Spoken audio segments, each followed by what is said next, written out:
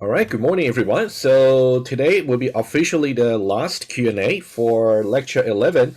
But I think for next week, since your exam is happening rather soon in the exam period, I think this is what we should do.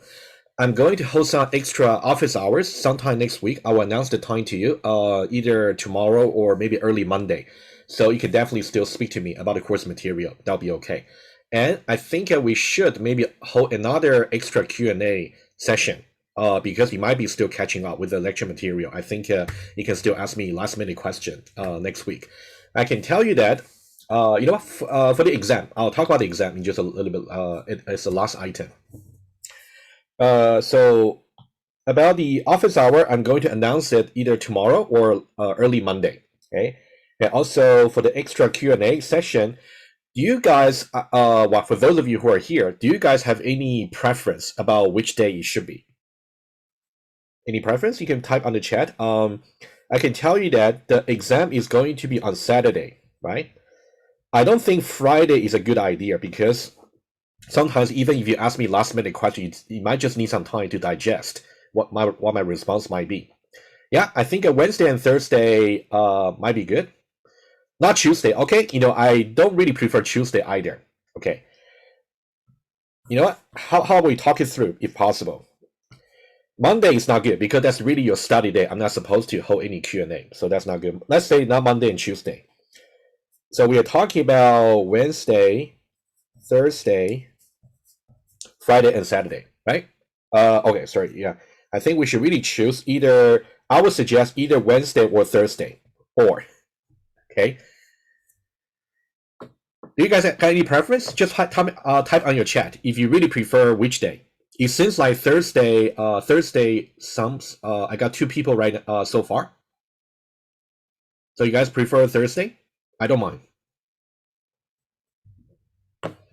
Thursday works. Okay, just wait a little bit longer, just for you guys to express. Thursday work. Okay, why don't we say Thursday? Do you have any preference about the time? If you don't have any preference, just don't respond. In that case, I think I'll try to accommodate as much as possible. If you guys got any preference on Thursday, I personally really prefer morning, but I think may not be good for you guys. So don't worry about me. So what time would you prefer? Okay, I see. For Brian, having an exam until 12 on Thursday. Yep. So we'll go after 12 then. Maybe you want to have some lunch quickly as well. So let's say sometime after 1 p.m. Sometime. Any preference about sometime after 1 p.m.? Let's not also keep it too late because you may got other stuff to do for the next day. It seems like maybe sometime before 1, between 1 and 5, right? That seems to be. How about this? How about Thursday, 1:30 p.m.? Would that be okay? If it doesn't, okay, yeah. If it doesn't work for you, feel free to suggest any alternative time. That'll be fine. All right. I'll pause a little bit longer just in case you got any further accommodation to be made. All right, sounds good. Okay, I'm gonna announce this officially later today on the e-class, Thursday, and also 1:30 p.m. I'm not too sure if the same Zoom URL might expire. So if in case this will expire, I'll send you a new Zoom link so you can just check your e-class announcement. Okay, Thursday, 1:30 p.m. All right. All right. And then I didn't see any questions on the Google Doc, so I guess maybe you guys are still catching up. But for now, I can open the floor. Do you guys have any question related to the lecture you want to ask me today? Or you can save that until next Thursday. That'll be okay. Yes. Can I ask a question about the quiz 4, or should I do that in office hours? Office hour would be better. Yeah, for a written test. Okay. Yeah. So yeah. So if you want to go over any question related to your written test number 4, I'll be more than happy to do that during my office hour. That'll be better. Yeah. If it turns out if there's a particular question that really many of you really got trouble with, in that case, I can maybe go over that again on Thursday. But I would say for now, please just drop by my office hour. It will be today, Professor, 1 p.m. Yeah. I think a lot of us have a concern about the question. I don't know. Well, for me, it was question 3. I don't know if it's different for other students, but it's the one where you take ARI as a first step, but I don't think you can do that. I do not think it's valid because you don't have the other hypotheses of MLTL is in the set color and specifying what the set color consists of. You Yeah, just Yeah. have So yeah, that the was question- literally going to be my office hour question. Okay, because sure. A lot of us I have don't this understand Yeah, how okay. that If can that's be done. yeah, for that question there, I think that one is really has the remember that kind of assume you had the familiarity with the model. Like But it's either M1 or M2, and that one there actually got the axiom saying that color has red and green, and also MLTL they should be of member of the color. But like that's not, those axioms aren't there. and it's not really fair considering that Hmm. in another question, um the whole like the comment that I got was that like it wasn't there in the hypothesis, therefore the sequence of things that I chose can't be right, but it was there in the original one. So it's like, how do we know when we're allowed to assume that it was previously there, and how do we know when we're not? Because I think Yeah, most of us take it at face value, right? Yeah, and I So think you've you said gave us that this list, so that's the only stuff we're allowed to consider. yeah, you've said that, Professor. You've said that Yeah. if you have a sequent, you shouldn't add other ideas from the model that may be true Okay. and could be there. You have to evaluate the sequent at face value. So we've had previous questions in this course where we couldn't do this step, and that would be considered wrong, but now it's considered correct. So I don't think that you can have that as the solution. I think that it would be an invalid sequent. Let me review that question again, because I can tell you that, yeah, as I said, my attention was I thought the context was clear. Well, if you guys really think, yeah, let me review that, and then I'll get back to everybody in the class. If I do believe that you guys are right, which is likely, in that case, I will need to review everybody's attempt for that one there. So that means the answer might have to change, like a no valid sequence. In that case, of course, the correct answer would be no valid sequence for that question there. I do know which question you're talking about. So for the exam, yeah, I think your assumption is right. You should really take everything that's given on the question itself. Yes. Right. So what I will do is I will review this 1 or 2 question there, and then I will get back to everybody as soon as possible. And then if it has to be that everybody should be increased the mark, I will do so. Guys, would that be okay? I will definitely take a look. Yeah, I think that's fair. Thanks. Yeah, no problem. I think if you guys deserve the mark, I'll definitely give them to you. All right, sounds good. Okay. Anything else? But guys, I think in some way that's actually good. So let's definitely take this as a principle in the exam. I think it would be safe to assume anything that's not really mentioned explicitly in the question there, maybe you shouldn't assume it. If there's something I think you should really know, I will make sure I include it in the question itself. I think that's the right way to go, I think.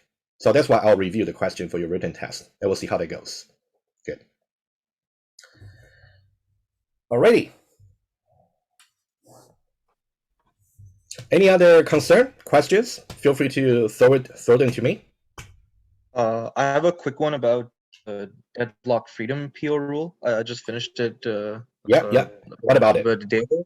Yes. But just for like the current section that we are on. Yes. I'm not sure if it's in your Google Drive. If it's in, I'll just wait. You can just write it. You can just say it to me now. Okay. So the sequent the goal ends up being B is false, and the hypotheses are the axioms and the invariants. But I was just unsure how I would approach B equals false, because I didn't see any really hypotheses that would help for it. Are we talking about lecture 11? Am I correct? Yes, lecture 11. Okay, sure. Is there a particular? Sorry, 2011, not that one. Let me take a look. And you're talking about the relative deadlock freedom over here. No, for deadlock freedom. M0. Just M0. So yes. It's just basic deadlock freedom. Yeah, absolutely. Let me take a look. For your M0, so in this case, I think the only thing you need to have, as you said, would be, let me just go to the model over here. Okay. In order for you to show the deadlock freedom, of course, in this case, it will be straightforward. Maybe that's what you just meant. You should only consider just the guard of this one here, not the init. Well, there's no guard for the init anyway. So this one here. The antecedents would be basically all the invariants over here. And let me see over here if it is possible to prove it. We want to show that B is actually false.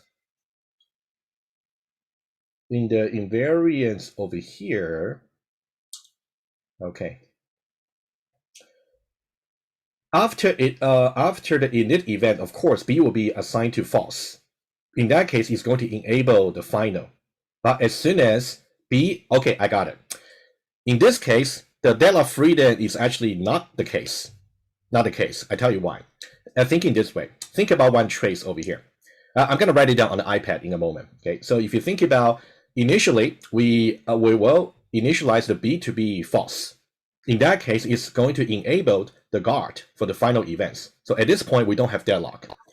However, as soon as you actually let B become true, effectively you disabled the guard over here. So after the final event executes, it will simply disable itself, and then we end up having deadlock. So this system over here is not really deadlock free.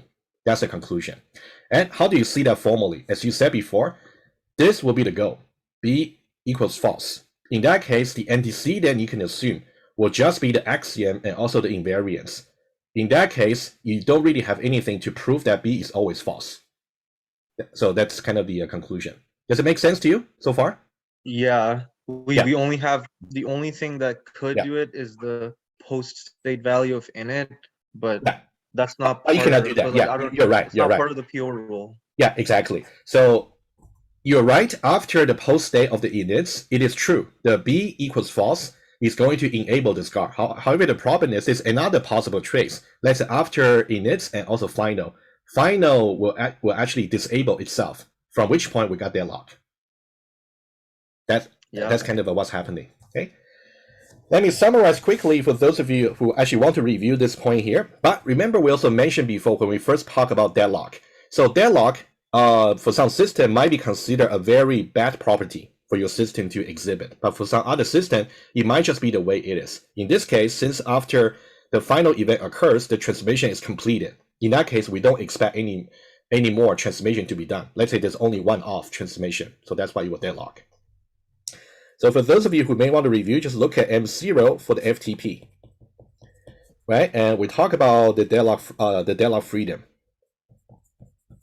And what we have is we got the various axiom and also invariance. What we want to prove is B equals false. That's what we want to prove. But it turns out it is actually not possible given this. In that case, so the system is not deadlock free.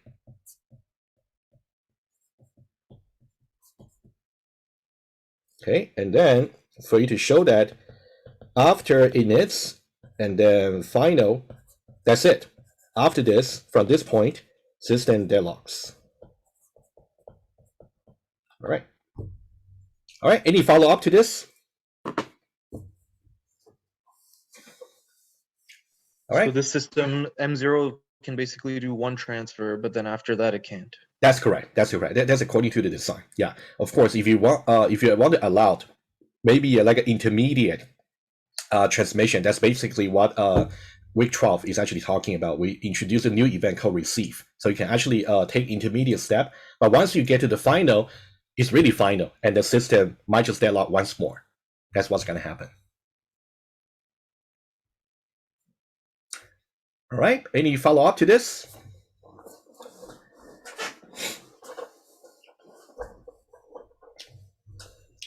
Yeah, not just to this question here. Any other question you want to ask me about lecture just for today? I would suppose though then that the M0 technically isn't flawed even with this present, because M0 only considered requirement 1, right?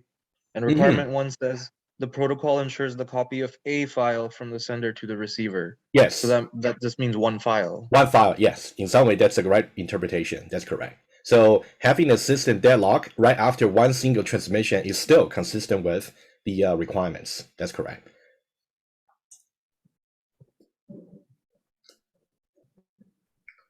Any follow-up or any new questions? Anyone? Yeah. So next Thursday, 1:30, and we're going to talk about the maybe more questions as you catch up. Okay. All right. And if no further question, I think we should speak about your exam, which is happening rather soon, in about a week. I started to compile this exam guide. I will release it maybe after the session today. I just want to make sure I don't miss anything that you guys might have concern about. Let's go over that. If you got any doubts, any concern, you can just speak up right away. Okay, so we can talk about it. So your exam, if you check the registrar office website, is going to be 2 p.m. to 5 p.m. on Saturday, April 16. I think the day is really fixed and the time. And for those of you who might need accommodation on the extra time, I presume you already contacted the student office. So for that one, I'll leave that to you. The exam will be in person and also closed book, meaning that you cannot bring notes. However, they will be, I'll talk about it, just bear with me. Right, so unfortunately, at the moment, we don't really know where the exam room is. I actually sent the email to the department earlier this morning, and they said they are still waiting to hear back from the registrar office. Hopefully, this will be updated very soon. In case we still don't hear back from them, which I don't think is likely, let's say around maybe Wednesday or Thursday, I'll see what I can do. But for now, just assume there will be a room for us to sit for the exam. And all the questions will be answered on some exam question booklet, which I'm gonna distribute to you. Right? It's gonna be a paper exam. All right. And what if you miss the exam? I think given our current situation, I think it's really important for you to fill out the WIO screening. And then if you really fail the WIO screen, please do not come to campus, for everybody's health. In that case, reach out to me as soon as you find out you actually failed the WIO screen. In that case, we might need you to write a deferred exam. Okay, that's something we have to do, but please don't risk. But if you got other legitimate reason to really miss the exam, you can also reach out to me, but reach out to me as early as possible. So because you also need to send a deferred exam form to the departments, I would say since our exam will take place on Saturday, so send the form by the end of Monday, right? So you can get really get approved and get processed. And if you really have to write a deferred exam, it's going to be sometime during the summer, meaning that your grade might be deferred, somehow will be delayed. Okay. All right. Any questions so far? Just about what we have covered so far. Will you be checking our WIO screen? You know what? I think at the moment I'm not thinking about checking because I presume everybody has done that. But let me. Well, I think it might not be your choice. We may check it actually because I think we got 55 students writing the exam in a room. I think we might check it, when we take attendance, but we may not. That's something I can confirm with you a little bit later. As for now, I didn't say I will check it. Okay, if check it, then we should maybe come a little earlier, right? No, you don't need to. So think about, let me give you a little bit like an overview. What you guys took some maybe in-person exam before. Remember, you will have to maybe somehow show your photo ID. And of course, don't lower your mask. I think the TA will be able to just check your ID and also against you with the mask. That'll be okay. While you're actually signing for the sheets on attendance, in that case, we can also, for example, if I really want to check, I can ask you to maybe show the WIO screening pass, the green check, maybe on your mobile phone to us. That's something we can do. So hopefully that will only distract you for about 30 seconds. Yeah, we don't need to check it before the exam.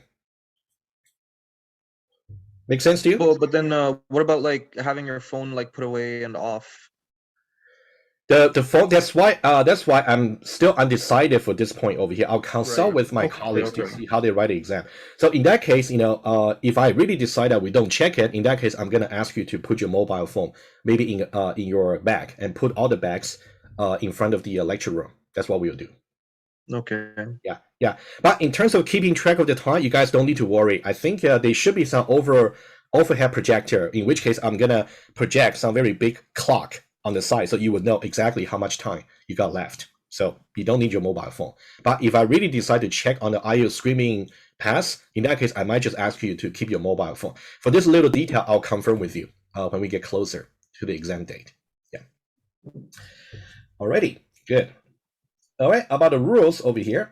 Let me just check. Okay, so please wear a mask. I'll do that as well. So we are not supposed to lower the mask, during the exam. So I'll do the same. Also the TA.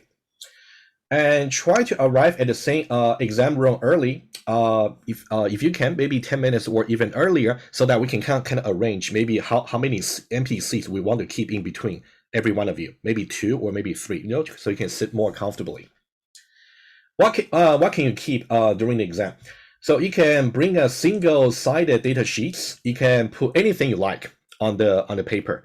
You can put either handwritten or computer type or both. It's completely your choice. And you don't need to prepare the data sheets if you feel confident. That's okay. What can you put? Anything. For example, you can put maybe the ASCII syntax for the math operators or inference rules or the proof obligation rules or definitions. That's what you can put. Okay, or anything else. Okay, and please stick to the single-sided policy. Right, just single side. And also, you can bring your stationery, and I really recommend you actually bring pencils rather than pens because it will be much easier for you to erase. And if you want ruler, you can bring it as well. I don't think you need calculator, so yeah, you don't need it. And please also bring your photo ID, YU card, driver's license, or health card. I think that these are all valid, but I think YU card should be okay. That should be the main one, right? And also, if you want to keep your wallet with you, that's absolutely fine. If you don't want to put it in front of the exam room, that's fine too. And all other personal belongings, this is something I will try to confirm with you a little bit later. I just want to see whether we should really check while you're screaming during the attendance check. Okay. Any questions so far about the rules? Anyone? I remember in the first test we had some questions where we had to like add or subtract a bunch of numbers quickly to look for a witness. Mhm. So would the calculator be helpful? Those are really small numbers, so I really wouldn't think calculator would be really necessary. You know what? I can add a rule over here. I really it's really okay. How about this? I'll put it here. If you want a simple calculator, you can bring it as well, just in case. Because at the moment, I haven't designed the exam question yet. So who knows? Maybe you will need it. So I would say if you want to bring one, you can bring one. I can add a new thing over here. Yeah. But you cannot use the calculator on your mobile phone, right? Just a simple standalone calculator, the simple one, just to do multiplication, addition if you want to. Right? Anything else? All right. And the coverage for the test will be everything. It's cumulative, right? As we said in the very beginning. So you can review all the lecture materials, rewatch any parts you feel like for the lecture video, slides, and also lab 1, lab 2. I think for your lab number 2, the official completion day will be the coming Monday. So why don't we take your question maybe on Thursday when we meet for the Q&A. You can ask me question if you got for lab 2. Okay. And regarding the formats for the question, most of the question will require handwritten answer. For example, you may have to explain something, justify, or proofs. Maybe given the sequence, you want to prove the stuff. Okay, and there might be multiple choice. There might be, but I would say the majority should be requiring you for the handwritten answer. Okay, and you may be asked to write answer either in the ASCII form, pretty much like a written test 1, or simply just math form. So when I say math form, you can definitely check the syntax we actually went through throughout the course, and also in lecture 1 about a review on the math for sure. So that's why you can put anything you like on the data sheets. It's completely up to you. Okay. If there's any new inference rule that you will be required to use for the proof, I will definitely include it in the question itself. But for all the inference rule that we have covered already, maybe some of them you don't need to put on the data sheets. You already know them by heart. But for some of them, you might just you're worried that you might just forgot. You can definitely put them on the data sheets. I'll leave that choice to you. Okay. And the tips, kind of natural. Just go over the materials, and you can also review what we have already covered in the tests. That's what we can do.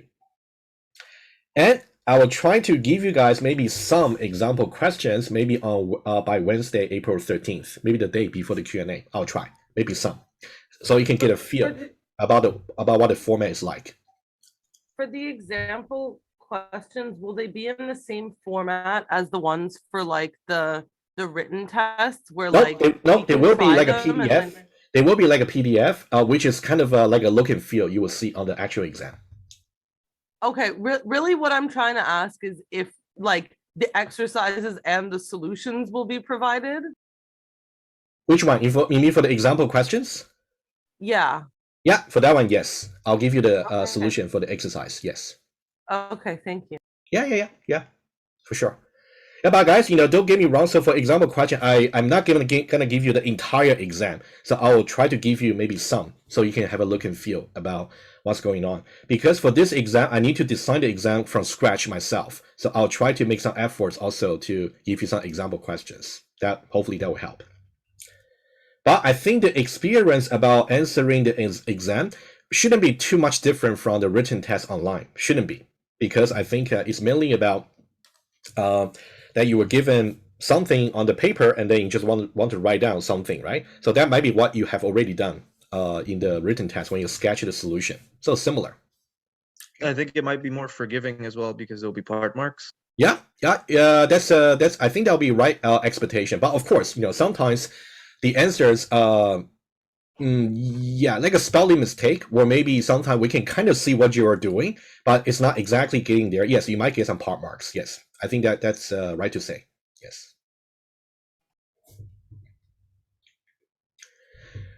All right, guys, any question here? I think the only thing I'm going to make a change on will be just about this part here. I can add a maybe simple calculator if you guys want to bring it. That's okay.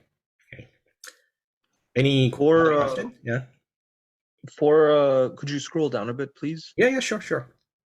For the ASCII, should we just focus on the ASCII symbols that are in our lecture for those concepts? Because I know the Rodin Wiki has a long I see. cheat sheet for a lot more. I'll make it simple for you guys. There's a lot of them. I see what you mean. It's a fair question. Focus on only those that's mentioned in your slide. Okay. If I'll try. It's a good point. If there's anything I think you will need that's kind of outside the slide, I can mention that in the question. Yeah. Good question. Yeah, I think maybe I can make some extra explanation here. ASCII form maybe from your lecture 1. Yeah, I think that's fine. All right, guys. Any other questions? Any other?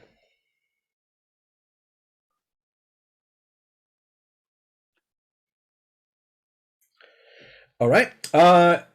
For your written test number 4, the one we just agreed, I'm gonna consider that for sure. I'll try to get back to you guys by the time we had the Q&A. I'll tell you what we'll do. Either I'll review all your answers and then give the marks in case you actually answer in a way that I think that's also right, or I might just do a global addition to everybody for the marks. But we'll see how they go. That'll be appropriate. But I'll get back to you. Don't worry, I'll get back to you before your exam. So you will know exactly where you're standing. For the course evaluation result, yes. So I think the threshold I will show to you. Okay. Give me a moment.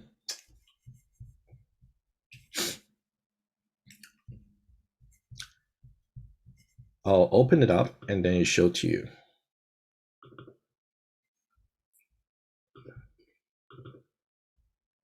Course evaluation and right, so this was a screenshot that was actually taken on April 4th. It's actually I think that was the kind of extended deadline, right? That I gave to you everybody. It's about the 12 about the 11:59 p.m. Well, I actually took it 12. That's what we got over here. It's about 81.82%. Right. That's strictly speaking, it's not exactly over there. But I think since in your course evaluation, for the midterm, we didn't quite reach the threshold either, but I decided to give you guys, the 0.5 bonus. I would say, I really appreciate you guys actually putting the responses for me. I really appreciate that. But I would say, don't worry too much about the 0.5%. Usually, I will look at how the class perform in general, and then I will see if there's any minor adjustment I can make. I'll do that anyway. Okay. Of course, I'm not promising that I'm gonna adjust, things to be to a very large extent, but I think that's something I will do anyway usually. So I would say that's the final result for the course evaluation. Yeah.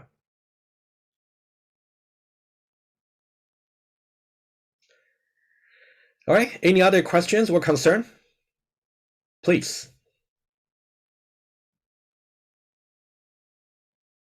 Anyone? Oh, I think it is I have also some one. Yeah, let me say this. Yeah, there's one minor issue here about whether or not you can actually drink water during the exam. You may have the same question as well.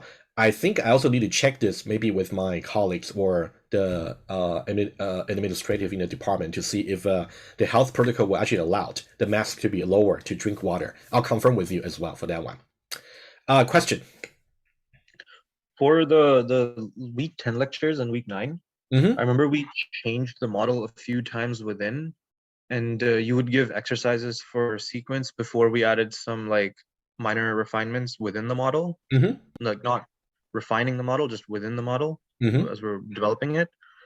Would it be safe to say that like for the exam, Mm-hmm. if you do all of those sequence, there's like that section has like a whole lot of sequence. I think Mm-hmm. in total you could find 100, even though most of them are just one-liners because they have the hypothesis. They're just restating the hypothesis.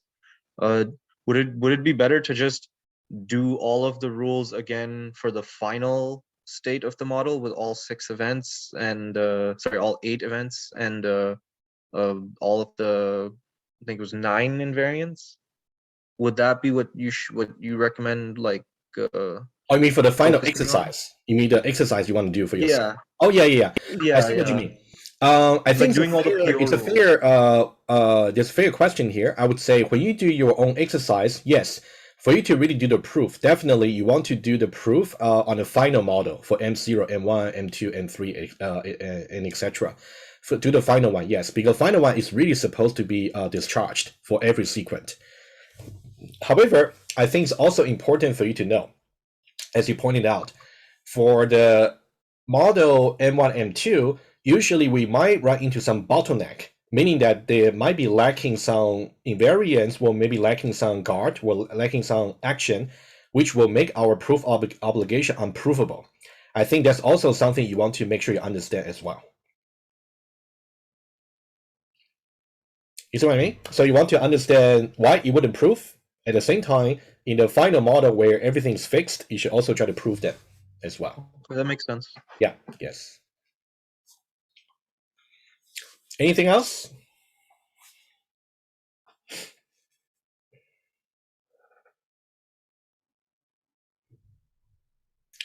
All right, everybody's clear about what's going to happen?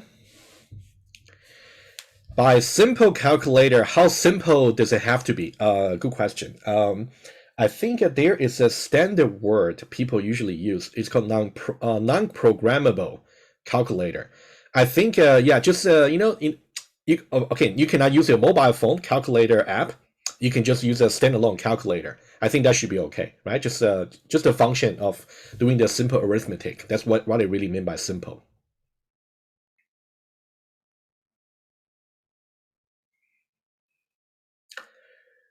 All right, final call. If you got any more questions. Yeah, I have just like a little basic question about EQLR and EQRL. Sure. Would you be able to write on the whiteboard? Yeah. You want to just clarify what about the difference, or? No, well, I mean, I feel like I have a general understanding, but I just get confused by them. So let's say we have a sequence where we have A equals B as a hypothesis, Uh-huh. and then one other hypothesis. We'll say that A is equal to 1, Sure. and then we have some goal. It doesn't really matter what it is. Mhm. So for this, if I want to put the 1 in place of the A in the top expression, I would use EQLR, right? Okay. In order to judge that, you want to think about which is it the left hand side you're trying to replace, or is it the right hand side you're trying to replace? For what you just said, you're saying that you're going to replace the a over here by 1. Am I correct? Yes. Okay. Yes. If you want to do that, so that means you're basically replacing the a, which appears on the left hand side. Yep. Yeah, so that means you're going from the left hand side, which is a, to the right hand side 1. So that's EQLR. Okay. And if I wanted to replace the b with a 1. Oh, you know what? That's also interesting. Let me just okay, this one EQR, I'm pretty sure you understand. Let's say we do the same one. A equals 1, and then whatever over here. It is actually also possible. If you want to do, let's say, EQRL. Let's say, for example, this is the left hand side, that's the right hand side. Let me just right hand side. If I want to apply, let's say specifically for this equality, I want to do EQRL. I'm saying that I want to replace every occurrence of 1 by a.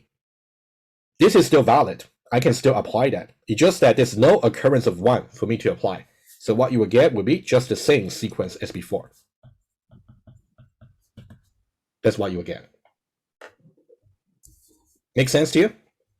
Right. So EQRL can't really be used here. EQ, which one? RL. RL? Yes. Yes. This one can. Yes, it can.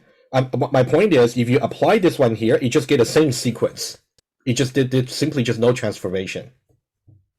Okay. Okay. So then let's say if it was 1 equals a. 1 equals a. Sure. Yeah. Okay, in that case, of course, if you actually want to replace the a over here by 1, you're basically going from a, which is the right hand side, to 1, which is the left hand side. So that's EQ RL. Okay, I think I understand it better now. Awesome. Like I have that confusion. I Yeah, haven't I'm really pretty sure- gotten. I haven't really gotten like. I haven't really gotten into a problem with it on any test or something so far, but I just get confused with it. Yeah, but sometimes. exam may be a little bit different experience. So yeah, I'm glad you asked. Yeah, Okay, good. maybe I just got lucky so far. Who knows? Well, hopefully you will get lucky again in the exam. I really hope. Okay. Yeah, we'll see. I actually have a kind of a question to add on to this one. Sure. Basically, like I'm just kind of curious if this would work. So, like, let's say, Mhm. so for the top one, The top one, yeah. Just go back to like I guess you just like rewrite what he was saying. So like write the a equals 1 and then a equals b. Okay. So yep. if you first turn all the a's and just make them 1, so you use like the LR. Okay. So if you do that, So that one there is going to, okay, the a equals 1 is still there. And then the a over here is replaced by 1. In that case, we'll get 1 equals b. Okay, yeah, never mind. In that case, You might be okay. You might be confused about when I say I want to replace every occurrence of a by 1. You don't really replace that one. That one should be there still. The equality. Okay. Yeah. That was. Yeah, maybe that's your confusion, I guess. Okay, good. Yeah.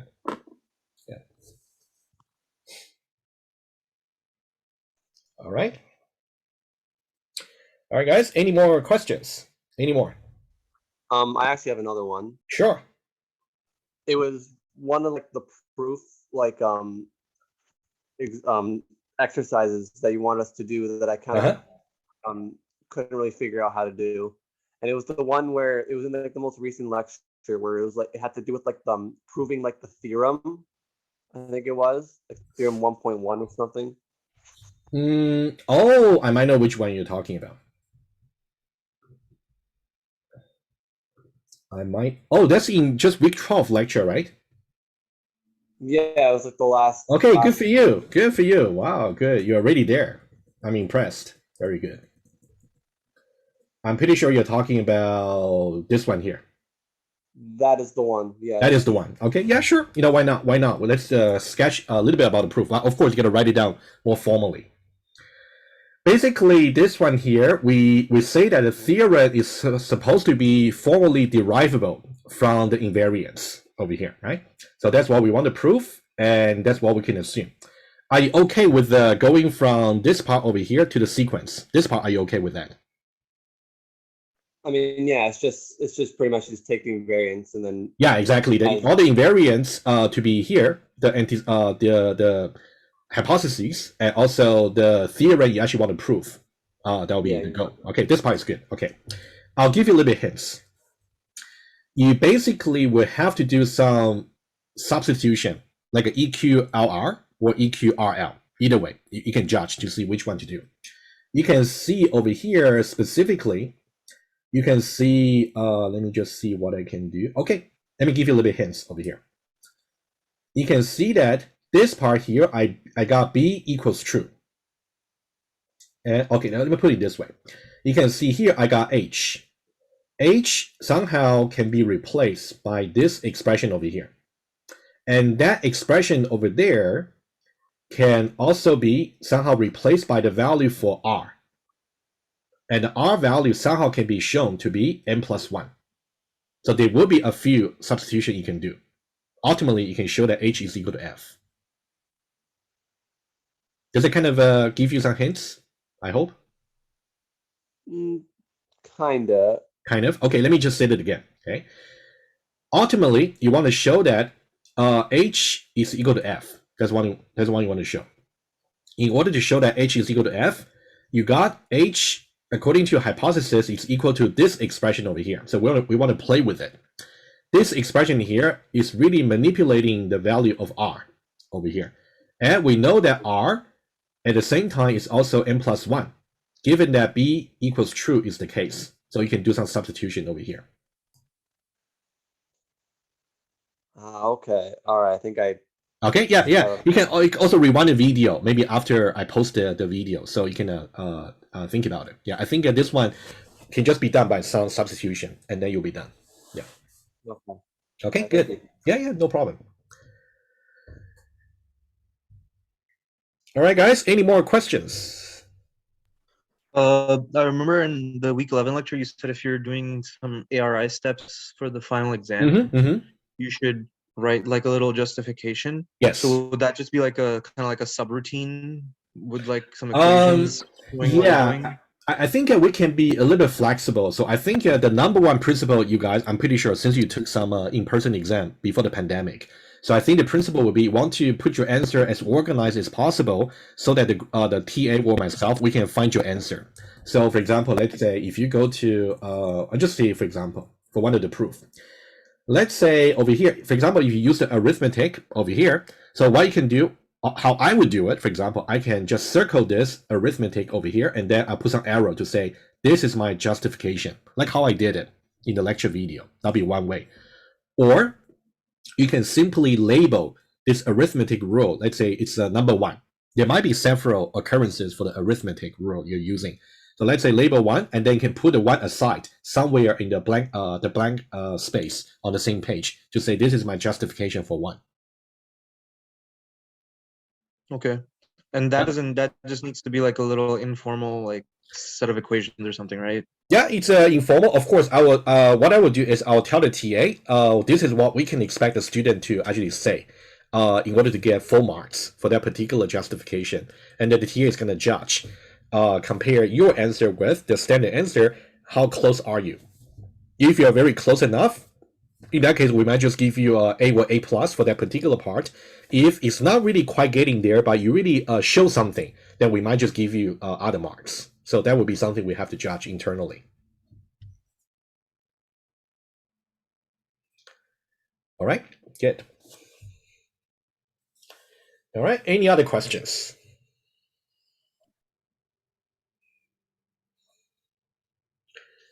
Anyone?